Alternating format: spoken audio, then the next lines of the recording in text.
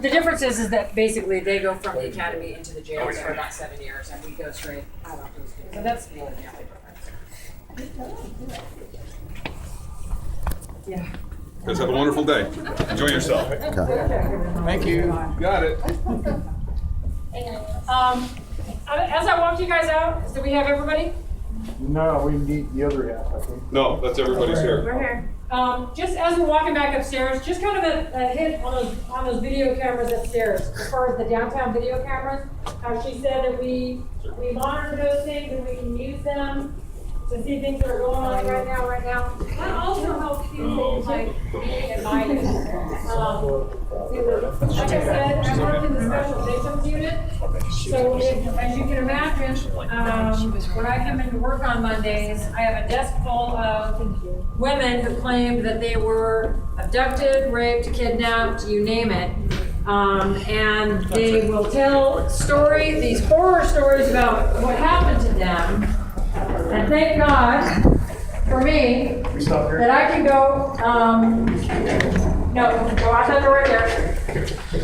I can go view the downtown video cameras. And typically, based on the statements that I get from my victims and my subjects when I'm talking to them, not everybody that comes in here is truthful. Hard to believe, I know. But unfortunately, a lot of even the victims that come in here are not being truthful. And there have been many, many cases that I've worked where a woman has come in here and said, he pulled me out of this bar, he pulled me into this alley, he pulled me into his car, he did this, that, and that. And then when I review the video, the downtown video cameras, which obviously we maintain, I review the video, and I can see that she clearly walked voluntarily out of the bar with this gentleman, that she was all over him. So I've been able to save a lot of men from being accused of things that they absolutely didn't do. Whereas if we didn't have that video evidence, these guys would be sitting in here getting ready to go to jail for crimes that they absolutely didn't commit. So they work really well for investigators as well. I'm sorry, Sean. Sorry. For our safety. I agree with you. If any of you ever been to London? No. Amazing. London, I actually had the opportunity to go to London, and I was taken through, the actual city of London is 1 square mile. But in London, there are so many cameras that there is nowhere that you can go in that 1 square mile, not even into a bathroom, where those cameras don't catch you and don't know exactly where you are. I got it for you. That's What is their crime rate compared to ours? Is it less? their than crime rate is way less than ours Oh. because of that. Yeah. Yeah, because there's nowhere you can go to. So, does anybody have any questions? All the traffic. I don't know, to be honest with you. I've kind of kept away from all the technology stuff. I'm in my own little world up here. Do you know when or where they're going to add more of those cameras? More? I heard there was rumor that we were going to add more cameras, but I haven't. I know that they're adding more, but I'm not sure. I'm not sure exactly where they are.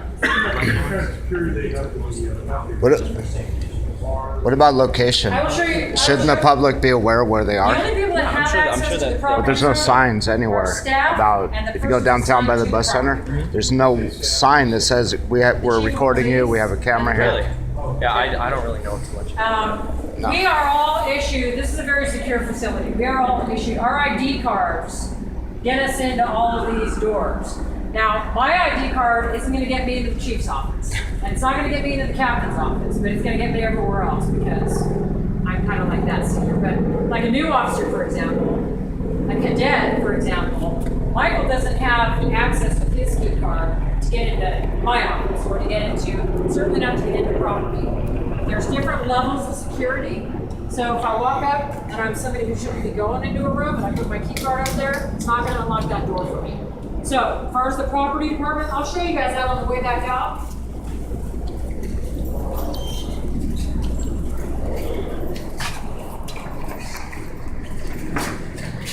The property department is actually,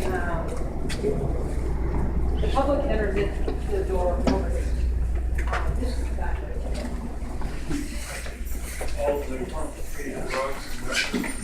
Everything that comes into this police department department from out on the streets goes through the property department in one form or another.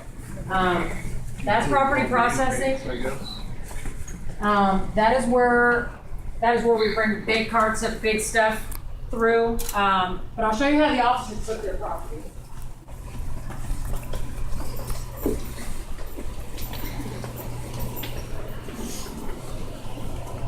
This one is what we call the reform right. Although we no longer write it, it's the type. This is where every officer comes to write his reports, type his reports. If we have a juvenile in custody, many times we only put juveniles in a secure juvenile holding room, which is right over here. You can look at it if you want. If they are combative or if they are a danger to themselves. Every juvenile that walks into this building is logged in the watch commander's office by the police officer that's bringing them in here. We can only hold juveniles here at this facility for 6 hours. We have 6 hours to decide what we're going to do with them. They're either going to go home to their parents, they're going to go to a responsible adult that is willing to be a caretaker for them, or they're going to juvenile hall. But they can only be here for 6 hours. If they're combative, they go into a room and they are locked into that room. It's padded and it's monitored in the watch commander's office. Property, any property that comes in here. If I arrest you and I book you in the jail, but you've got bulky property and you want it booked in for safekeeping, or if that's a stolen necklace, I'm going to take that from you when I book you in the jail, and I'm going to book it in here. We package everything up in this room right here. Every single item is packaged up in some sort of bag, envelope, box, whatever it requires. A property tag is filled out by the officer to let the property department know exactly what is in that bag. All narcotics that are brought into this police station are tested here in this room. You'll see the scales. We've got what we call narco pouches, narcotics testing kits. All that's done pretty much right here in this room as well.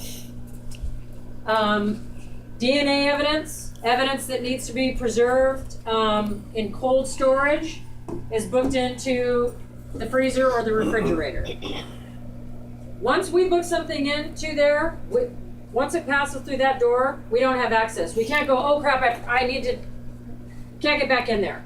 Same with the lockers. Whatever we book in the lockers, we've got longer lockers for rifles and larger items, golf clubs, whatever is long.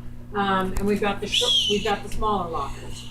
Once I put something in this locker and close this locker, I cannot get back into that locker. The only person that has access to that locker is the guy on the other side of the room, which is the property department, and that's that. Once it's in there, it's in there. There's no going back. So narcotics are booked separately, obviously. We also have 2 safes over here that are locked down they're bolted to the ground for specific property items, and they're labeled cash. Cash goes in here. Any cash brought into here goes into this safe. Narcotics go into this safe. The only people with access to those safes are the chief of police and his command staff. That's just the way that is. Property department, lockdown facility, obviously. I can't even get in there unless I ring a bell and go in there. A lot of times I have to come down and from my office because evidence is in there for one of my cases and I need to get evidence released to me. I have to ring the doorbell. I have to swipe my badge. They have to check that property out to me, which is evidence in a case that I'm working. And then I'm responsible for getting it back there once I've done what I have to do with it, bring it to court or whatever. So this is where we write all our reports, where they write all their reports. There's all the report forms. Property room officers, I guess they must have special qualifications or something, or they're special breed out of the bunch. We used to have civilian property technicians. We no longer employ civilians as property technicians. It is now run by police officers. Right. So So do they pick the cream of the crop, or is that how they do it, or they just Any special training? yeah, that's Yeah. I guess that's what I wouldn't say there's special training. I mean, a police officer, one would hope, we're all trained the same when we first start here. You know, like in any profession, there's good apples and there's bad apples. That's not what. So- Unfortunately, sometimes it's not figured out till later, but no, there's no specific. If I had a row of cops here and they're all applying for property, Mhm. you looking for a certain type of person? No. or- No. Property is basically, I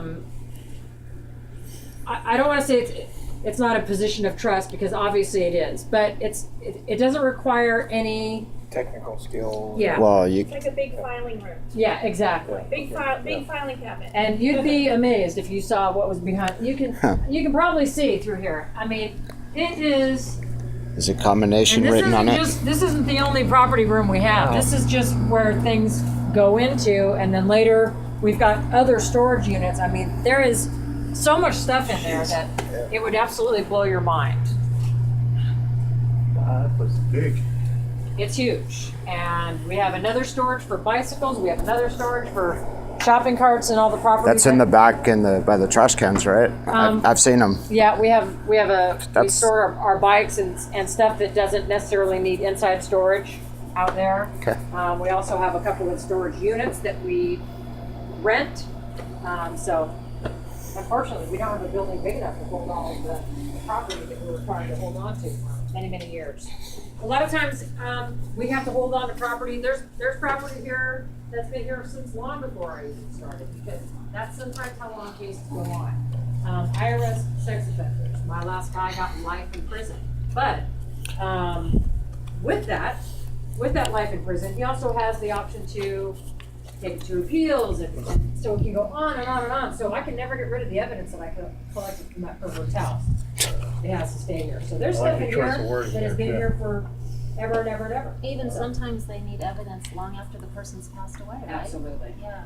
Yeah, and especially in the crimes that I work, DNA evidence is Oh, huge. yeah. So, I mean, people go to prison and they can contest it on DNA, and thank God we still have them closed, and guess what?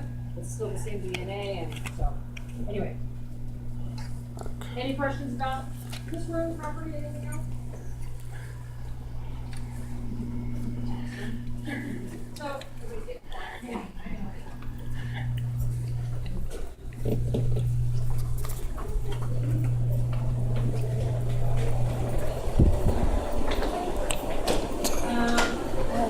she wasn't dispatched here for many years. She was here. She retired.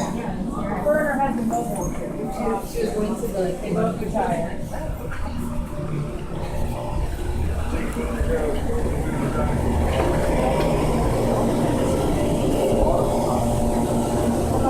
How are we supposed to bring it back to What's that? Just like a spotlight? That's the thing that they, Laura. he wants What's to know this? about this. He wants to know about this real quick. You guys want to know what that is? He wants to know. Okay, I can't explain to you. Sorry. So every day after we get done with briefing as police officers, we check out our equipment. We check our weapons before we get in the cars. The weapons in the cars need to be checked. So if I'm going to check my weapon, I take it out, I point it at this thing in case there's an accidental discharge. We call it AD. So if the weapon for some reason accidentally discharges, it discharges into this cube barrel, and nobody gets hurt, thank God. So when we check our rifles and check our weapons, they're always pointed at that in case there's an accidental discharge. There are very few and far between, thank God. But when they do, they encourage that. So that would stop a bullet, or the bullet goes through? Oh, it'll stop it. Typically, It just bounced, yeah? yeah, what it'll do, it'll stop it cold. Cool. That way there's no danger to anybody around. All right.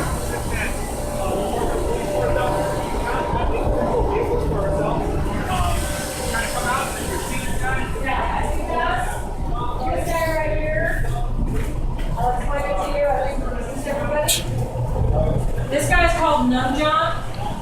When we physically train with our batons, you can see there's red parts of Numb John there that we're supposed to aim for. We're not supposed to aim for head, neck, chest. We're not supposed to aim in certain areas.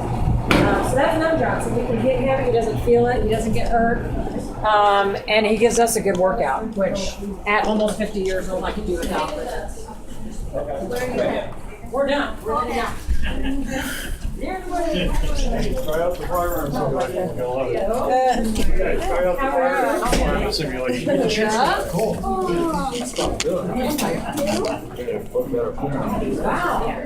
Okay. You're welcome, guys. Thanks for coming in. No you. worries. Have a good day.